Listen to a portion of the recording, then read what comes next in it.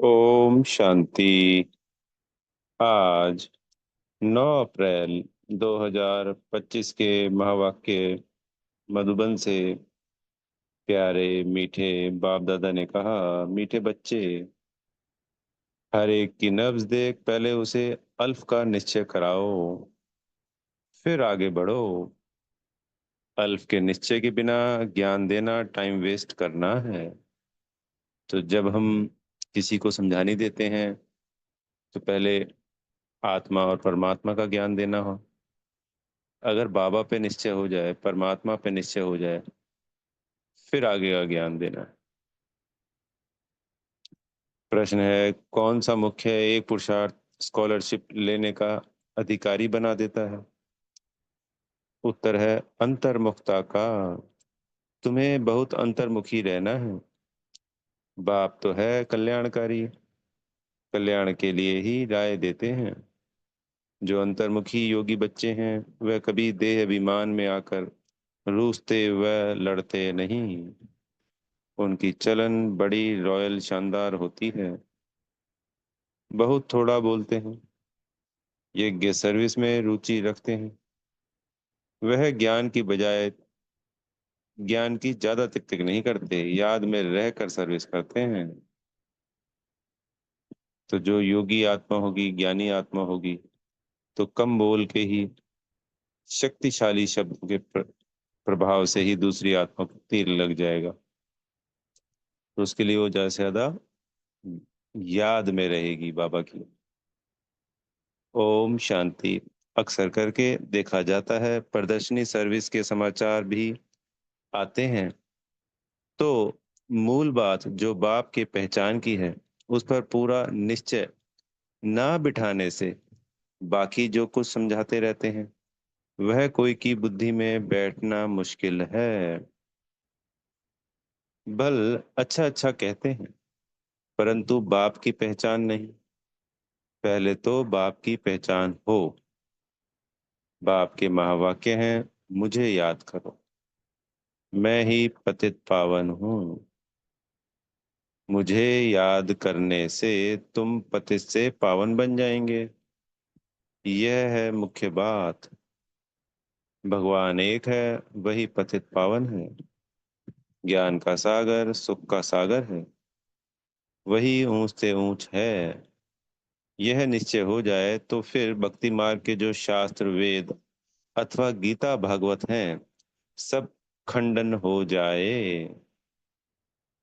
भगवान तो खुद कहते हैं, यह मैंने नहीं सुनाया है, मेरा ज्ञान शास्त्र में नहीं है। वह है भक्ति मार्ग का ज्ञान।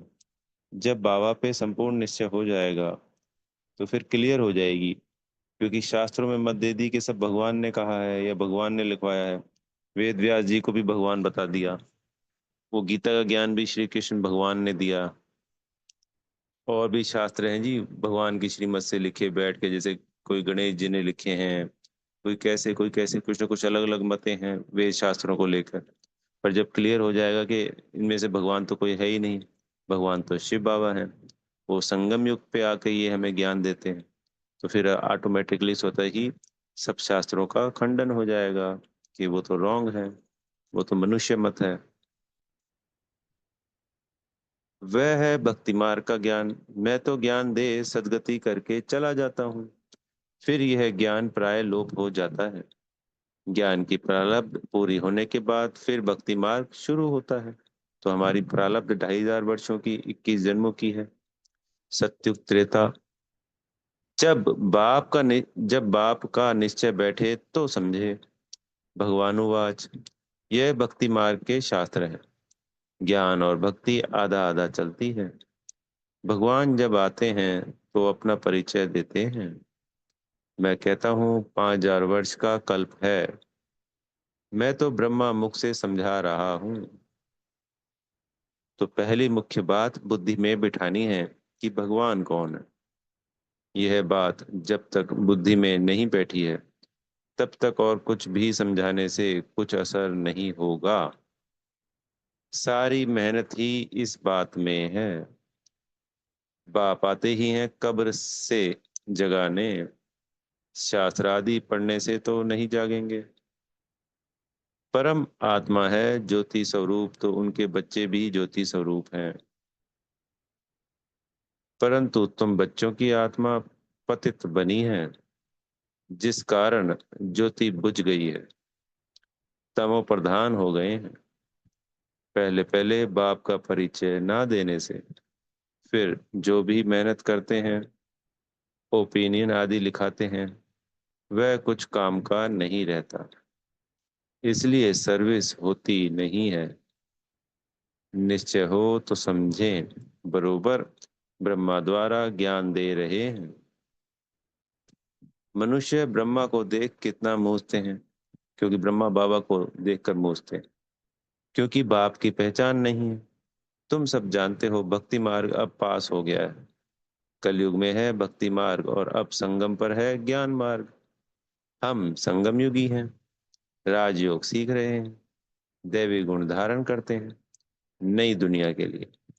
जो संगम युग पर नहीं, वह दिन प्रतिदिन तमो प्रधान बनते ही जाते हैं, क्योंकि उन आत्माओं की तो और नीचे गिरती चली जा रही है, तो तमो प्रधानता तो बढ़ती जा रही है। जो संगम युग पे बाबा की श्रीमत पे चल रहा है, तो वो तमो प्रधान से तमो, रजो, सतो में जा रहे हैं, और वो तमो प्रधानता से और तमो प्रधानता में और गहरी तमो प्रधानता में जाते जा रहे हैं। उस तरफ तमो प्रधानता बढ़ती जाती है, इस तरफ तुम्हारा संगम युग पूरा होता जा रहा है। यह समझने की बातें हैं ना। समझाने वाले भी नंबरवार हैं। बाबा रोज पुरुषार्थ कराते हैं, निश्चय बुद्धि विजंती। बच्चों में तिक तिक करने की आदत बहुत है। बाप को याद करते ही नहीं। याद करना बड़ा कठिन है। बाप को याद करना छोड़ अपनी ही तिक तिक सुनाते रहते हैं। बाप के निश्चय बिगर और चित्रों तरफ बढ़ना ही नहीं चाहिए। निश्चय नहीं तो कुछ भी समझेंगे नहीं। अल्फ का निश्चय नहीं तो बाकी बेते में जाना टाइम वेस्ट करना है। किसकी नब्ज को जानते नहीं। ओपनिंग करने वाले को भी पहले बाप का परिचय देना है। यह है ऊंच से ऊंच बाप ज्ञान का सागर। बाप यह ज्ञान अभी ही देते हैं। सतयुग में इस ज्ञान की दरकार नहीं रहती। पीछे शुरू होती है भक्ति। बाप कहते हैं, जब मेरी निंदा पूरी होने का समय होता है तब मैं आता हूँ। आधा कल्प उन्हों की निंदा करनी ही है। आधा कल्प उन्हों को निंदा करनी ही है, जिनकी भी पूजा करते। ऑक्यूपेशन का पता नहीं। तुम बच्चे बैठ समझाते हो, परंतु खुद का ही बाबा से योग नहीं तो औरों का क्या समझा सकेंगे। बल शिव बाबा कहते हैं, परंतु योग में बिल्कुल रहते नहीं, तो विकर्म भी विनाश नहीं होते। धारणा नहीं होती है। मुख्य बात है एक बाप को याद करना। जो बच्चे ज्ञानी तो आत्मा के साथ साथ योगी नहीं बनते हैं, उनमें देह अभिमान का अंश जरूर होगा। तो ज्ञान तो सभी हम धारण कर लेते हैं, पर याद जो आत्मिक स्थिति है, वही हमें सभी प्रकार के देवान और देवान से रिलेटेड जो विकार हैं, उन सबसे मुक्त कर सकती है। ज्ञान से उनसे मुक्त नहीं हो सकते, याद से मुक्त हो सकते। योग के बगैर समझाना कोई काम का नहीं।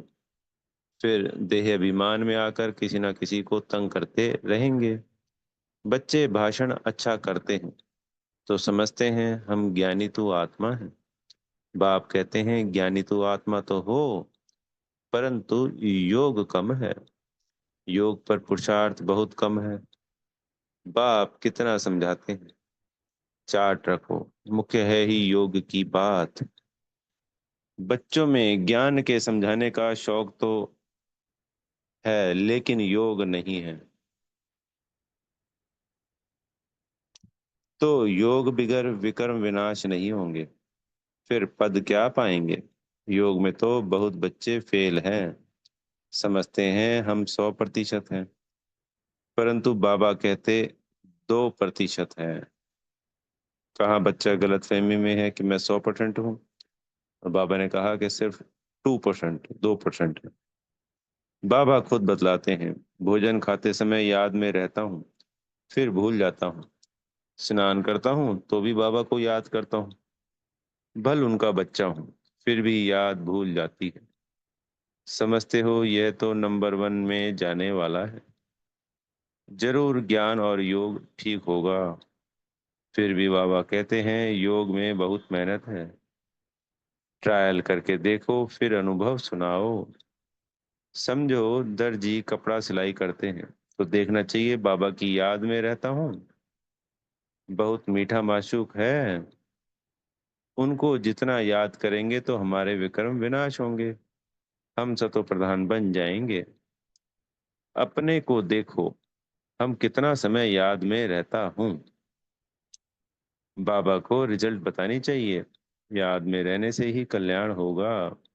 बाकी जास्ती समझाने से कल्याण नहीं होगा।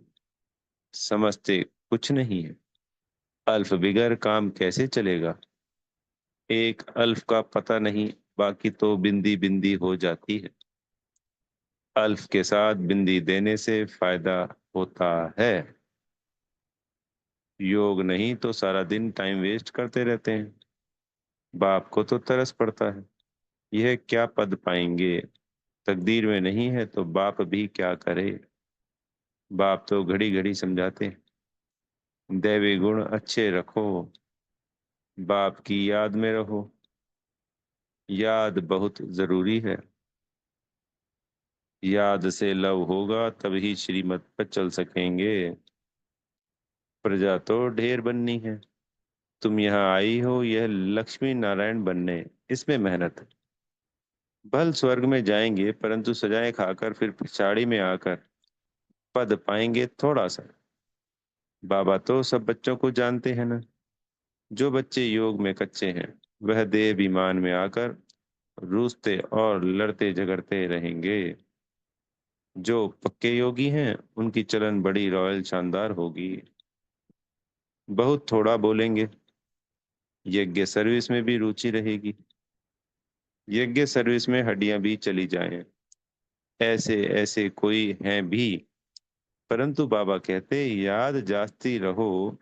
याद में जाते रहो तो बाबा से लव होगा और खुशी में रहेंगे। बाप कहते हैं मैं खास भारत खंड में ही आता हूँ, भारत को ही आकर ऊंचा बनाता हूँ। सतयुग में तुम विश्व के मालिक थे, सदगति में थे, फिर दुर्गति किसने की। रावण ने। कब शुरू हुई। द्वापर से। आधा कल्प लिए सदगति 1 सेकंड में पाते हो। 21 जन्मों का वर्षा पा लेते हो। तो जब भी कोई अच्छा आदमी आए तो पहले पहले उनको बाप का परिचय दो। बाप कहते हैं बच्चे, इस ज्ञान से ही तुम्हारी सदगति होगी। तुम बच्चे जानते हो यह ड्रामा चल रहा है, सेकंड बाय सेकंड। यह बुद्धि में याद रहे तो भी तुम अच्छी रीति स्थिर रहेंगे। यहाँ बैठे हो तो भी बुद्धि में रहे यह सृष्टि चक्र जो माफिक कैसे फिरता रहता है। सेकंड सेकंड टिक टिक होती रहती है। ड्रामा अनुसार ही सारा पार्ट बज रहा है। 1 सेकंड पास हुआ, खत्म। रोल होता जाता है, बहुत आहिस्ते आहिस्ते फिरता है। यह है बेहद का ड्रामा। बूढ़े आदि जो हैं उनकी बुद्धि में यह बातें बैठ ना सके, ज्ञान भी बैठ ना सके, योग भी नहीं, फिर भी बच्चे तो हैं। हाँ, सर्विस करने वालों का पद ऊंच है, बाकी का कम पद होगा। यह पक्का ख्याल रखो। यह बेहद का ड्रामा है। चक्र फिरता रहता है, जैसे रिकॉर्ड फिरता रहता है ना। जो ग्रामोफोन का ब्लैक कलर की प्लेट वाला रिकॉर्ड होता था, जैसे वो फिरता रहता है, ऐसी चक्र बेहद धीरे धीरे जो मिसल फिरता रहता है।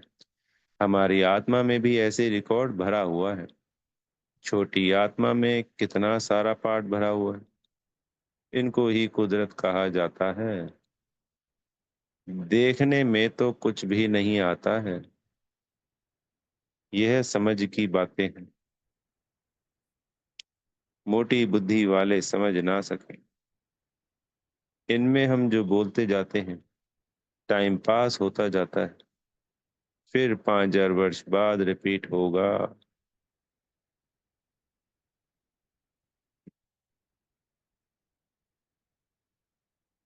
ऐसी समझ कोई के पास नहीं। जो महारथी होंगे वह घड़ी घड़ी इन बातों पर ध्यान देकर समझाते रहेंगे। इसलिए बाबा कहते हैं, पहले पहले तो गांठ बांधो बाप के याद की। बाप कहते हैं, मुझे याद करो। आत्मा को अब घर जाना है। देह के सब संबंध छोड़ देने हैं। जितना हो सके बाप को याद करते रहो। यह पुरुषार्थ है गुप्त। बाबा राय देते हैं, परिचय भी बाप का ही दो। तो आज बाबा ने अनेकों बार कहा है। तो सबसे पहले परिचय बाबा का, निराकार परमात्मा का देना है। फिर आत्मा का लिया। ये निश्चय बैठे तभी आगे बढ़ेंगे। बाबा पे निश्चय नहीं बैठा तो फिर आगे क्यों बढ़े। यह पुरुषार्थ है गुप्त। बाबा राय देते हैं, परिचय भी बाप का ही दो। याद कम करते हैं तो परिचय भी कम देते हैं। पहले तो बाप का परिचय बुद्धि में बैठे। बोलो अब लिखो, बरोबर वह हमारा बाप है। देह सहित सब कुछ छोड़ एक बाप को याद करना है। याद से ही तुम तमो प्रधान से सतो प्रधान बनेंगे। मुक्ति धाम, जीवन मुक्ति धाम में तो दुख दर्द होता ही नहीं। दिन प्रतिदिन अच्छी बातें समझाई जाती हैं। आपस में यही बातें करो। लायक भी बनना चाहिए ना।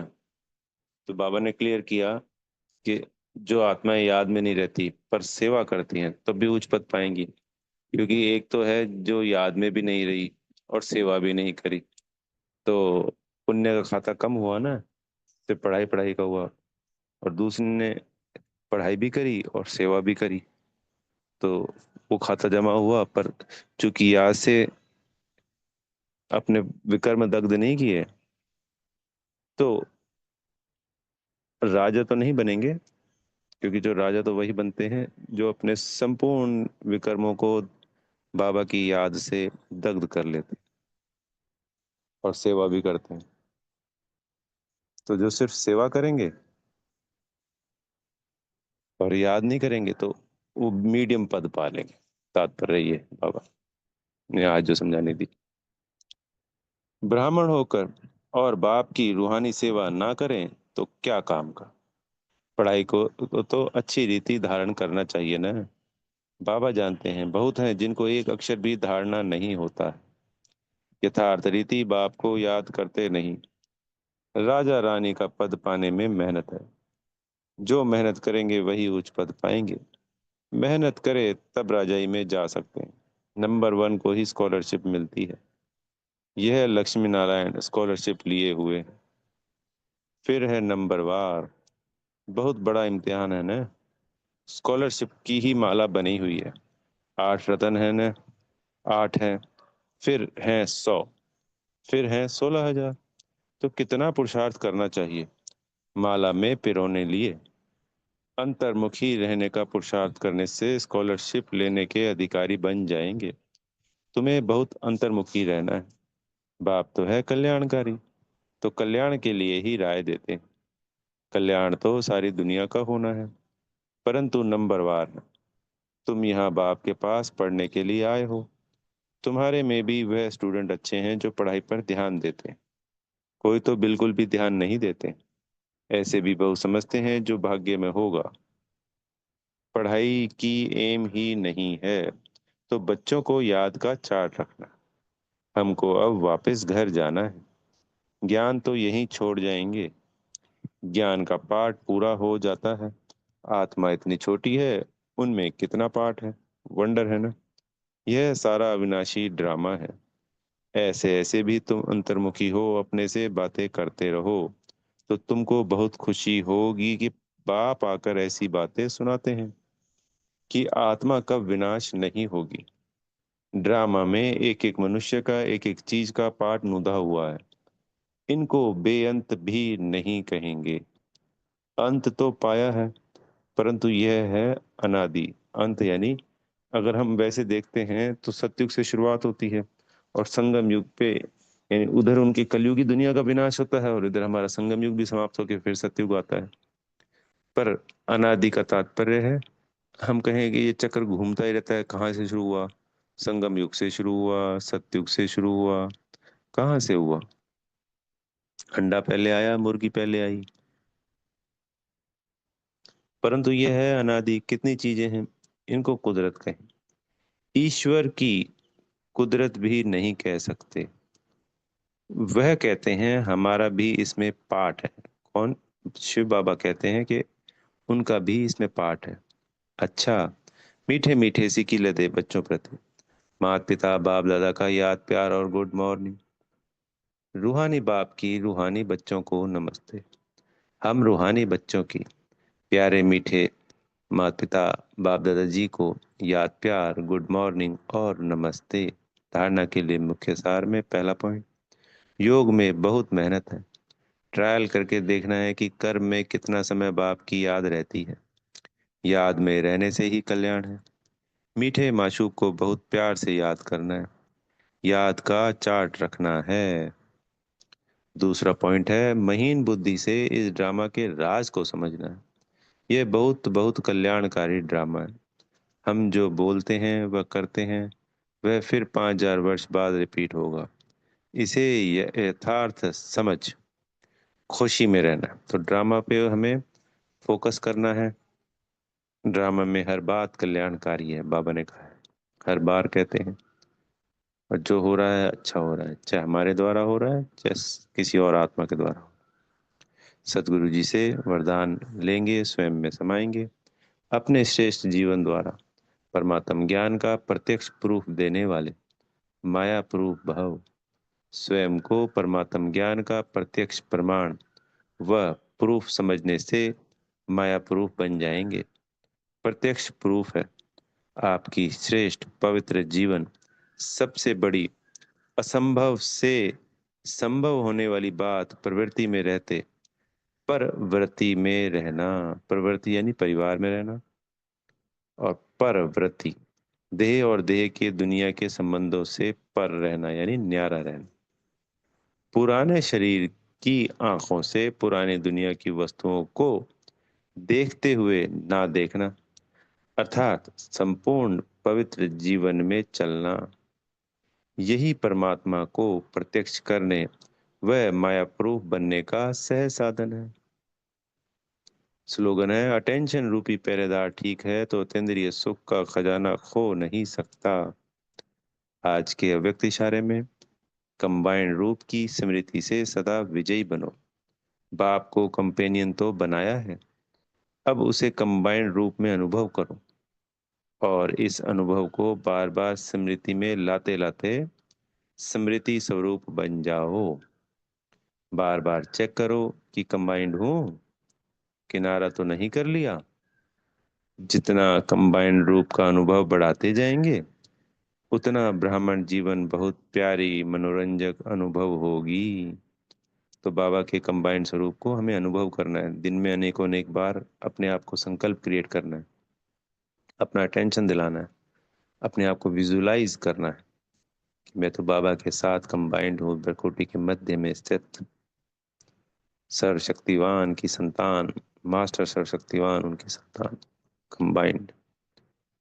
वो मेरे साथी हैं, मैं उनका साथी हूँ। ओम शांति। बेहद का धन्यवाद मेरे प्यारे मीठे माता पिता बाप दादाजी का, आप सभी आत्मा भाइयों का, और दिल से बेहद की शुभकामनाएं, शुभ भावनाएं। ओम शांति।